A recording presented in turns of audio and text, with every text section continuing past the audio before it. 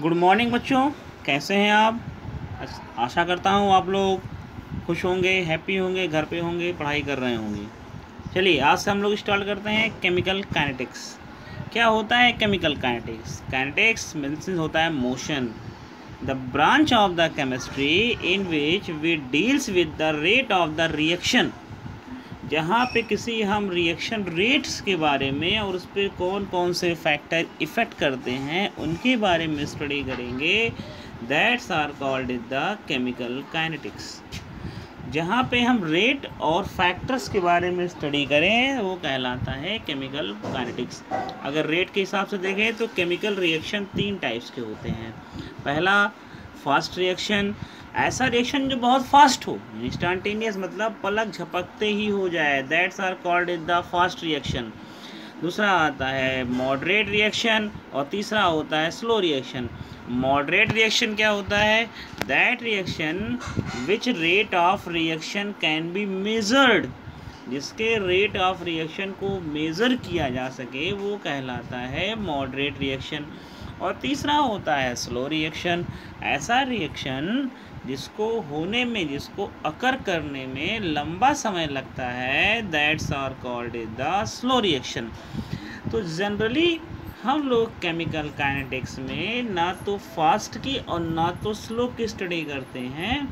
हम लोग मेनली यहाँ पे स्टडी करेंगे किसकी? मॉडरेट रिएक्शन की। क्यों करेंगे मॉडरेट रिएक्शन? बिकॉज इसके रेट ऑफ रिएक्शन को हम अकर कर सकते हैं। फास्ट की बात करें तो इतनी तेज़ी से हो जा रहा है कि आपको समय नहीं मिल रहा है। जैसे आयनिक रिएक्शन, इट इज़ इंस्टेंटेनियस, पलक झपकते ही हो गई। तो स्लो रिएक्शन इतनी धीमी गति से हो रहा है कि आप वो रिएक्शन अकर करने में बहुत लंबा समय लग जा रहा है, तो भी इसको आप नहीं कर पाओगे। पता चला आप लैब में हो, टेस्ट ट्यूब में सॉल्ट लेकर केमिकल मिला रहे हो, इंतज़ार कर रहे हो कि रिज़ल्ट अब आएगा, अब नहीं आ रहा, तो अंत में आप क्या करते हो? उसको गिरा के चले जाते हो। तो जनरली हम यहाँ किसको मेज़र करेंगे? मॉडरेट रिएक्शन को। क्लियर?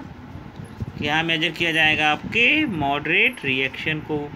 चलिए आगे चलते हैं।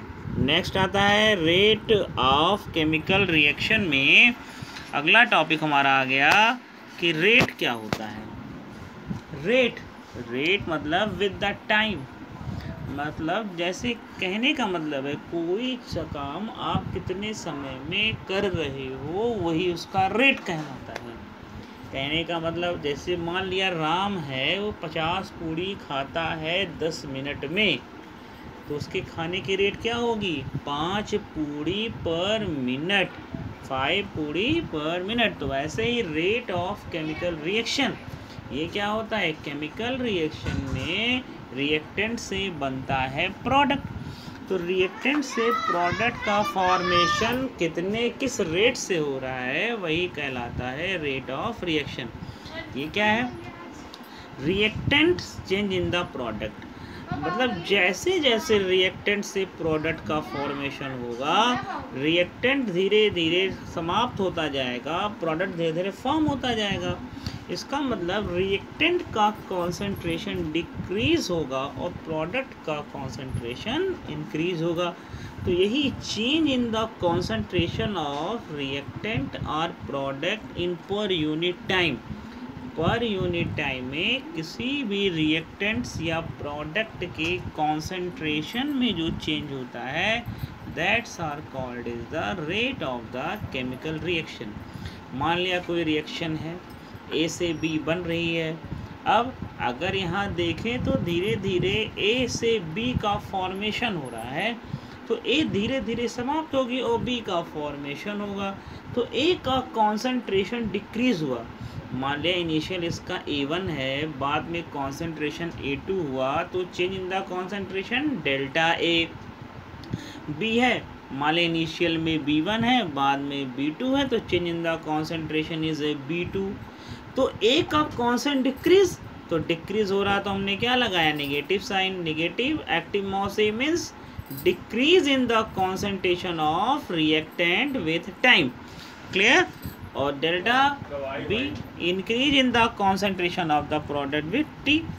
और डेल्टा टी क्या है? टाइम इंटरवल, मतलब ए A1 से A2 बनने में डेल्टा टी टाइम लग रहा है, B1 से B2 बनने में डेल्टा टी टाइम लग रहा है।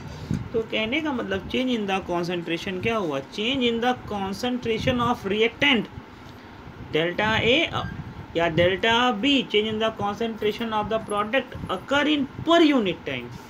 पर यूनिट टाइम में जो अकर किया वही हमारा कहलाया रेट ऑफ केमिकल रिएक्शन। ठीक, आगे चलते हैं। यहाँ पे दो तरह के रिएक्शन रेट आते हैं, एक आता है इंस्टेंटेनियस रेट और एक आता है एवरेज रेट। इंस्टेंटेनियस ऐसा रेट जो तत्काल हो जाए किसी पार्टिकुलर टाइम पे, the change in the concentration of reactant और product at a particular time, that's are called is the instantaneous rate of the reaction. Instantaneous rate of reaction को dx/dt के फॉर्म में रिप्रेजेंट करते हैं। और दूसरा आता है एवरेज रेट ऑफ रिएक्शन, ये पार्टिकुलर टाइम इंटरवल को गवर्न करता है। जैसे कहने का मतलब है कि T1 से T2, तो T1 से T2 के बीच का जो टाइम इंटरवल हुआ तो डेल्टा T हुआ, तो इसको जो कहाँ पे गवर्न करेंगे वो कहलाता है आपका डेल्टा टी या average rate of reaction. Instantaneous क्या है, जैसे मैंने भी एग्जांपल आपको लिया था, जैसे राम है वो 10 मिनट में 50 पूड़ी खाता है, तो उसकी रेट क्या हो गई 5 पूड़ी पर मिनट।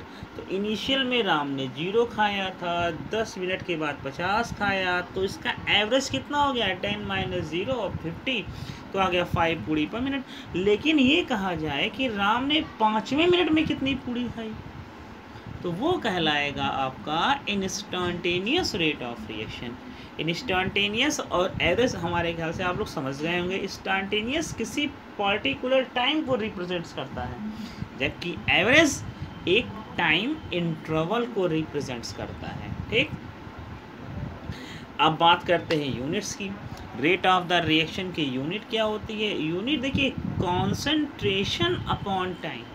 अब कॉन्सेंट्रेशन की यूनिट होती है मोल पर लीटर और टाइम की होती है सेकंड, तो मोल पर लीटर अपॉन सेकंड, तो इसकी यूनिट हो जाएगी mole litre inverse second inverse, या बोलते हैं concentration time inverse.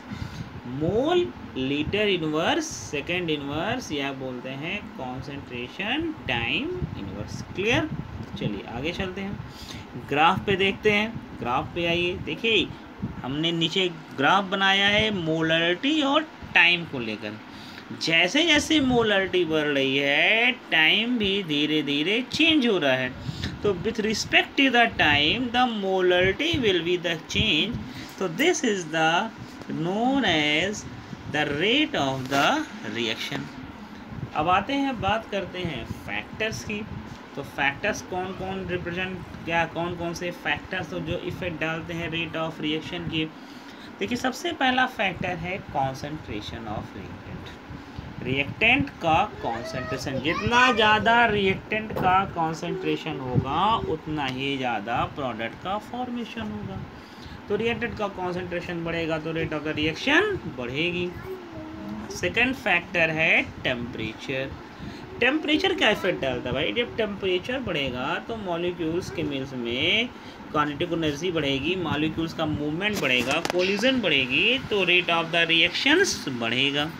Nature of the reactant and product, भाई रिएक्टेंट और प्रोडक्ट का नेचर कैसा है, exposure to the light, radiation में इनका एक्सपोजर कैसा है। और fifth an important factor is the presence of catalyst, कि कैटालिस्ट क्या है। कैटालिस्ट की बात करें तो आप जानते हैं एनीथिंग विच कैन बी, कोई भी चीज़ किसी रिएक्शन रेट को अफेक्ट करे, आइदर इंक्रीज और decrease are called is the catalyst. ये दो मित्र झगड़ा कर रहे हैं, तीसरे ने आके झगड़े को बढ़ा दिया या घटा दिया, तो वो किसका काम करेगा, कैटालिस्ट का। तो बच्चों आज हमने बात किया कि केमिकल काइनेटिक्स क्या होता है, ब्रांच ऑफ केमिस्ट्री, जहाँ पे रिएक्शन रेट और उस पर इफ़ेक्ट क्या स्टडी करते हैं। फिर मैंने आपको समझाया रिएक्शन कितने टाइप्स के होते हैं, 3 टाइप्स के होते हैं, वेरी फास्ट, वेरी स्लो और मॉडरेट, ना तो फास्ट को और ना तो स्लो को। केमिकल काइनेटिक्स में हम स्टडी करेंगे मॉडरेट रिएक्शन को। फिर मैंने बताया कि आपको रेट ऑफ द रिएक्शंस क्या होता है, rate of reaction change of the concentration in per unit time. फिर मैंने बताया जब भी रिएक्शन होगा प्रोडक्ट का कॉन्सेंट्रेशन डिक्रीज़ होगा, प्रोडक्ट का कॉन्सेंट्रेशन इंक्रीज़ होगा और रिएक्टेड का कॉन्सेंट्रेशन डिक्रीज़ होगा। तो रिएक्टेंट के चेंज इन द कॉन्सेंट्रेशन या रेट ऑफ रिएक्शन को नेगेटिव साइन के साथ और प्रोडक्ट को क्या करते हैं पॉजिटिव साइन के साथ रिप्रेजेंट करते हैं। फिर मैंने आपको बताया कि रिएक्शन दो टाइप्स के होते हैं, इंस्टेंटेनियस और एवरेज। इंस्टेंटेनियस मतलब पार्टिकुलर टाइम पे, एवरेज मतलब एक टाइम इंटरवल्स पे। फिर मैंने बताया आपको कि क्या होती है यूनिट, तो क्या होती है mole litre inverse second inverse, clear, या कॉन्सेंट्रेशन इनटू टाइम इनवर्स। फिर मैंने आपको बताया कि कौन कौन से फैक्टर्स इफ़ेक्ट करते हैं रेट ऑफ द रिएक्शन को। आई होप वीडियो आपको पसंद आएगा। वीडियो को देखिए, लाइक और शेयर करिए। Thank you very much. फिर आगे अगले वीडियो में इसके बारे में आगे और चर्चा करेंगे। Thank you very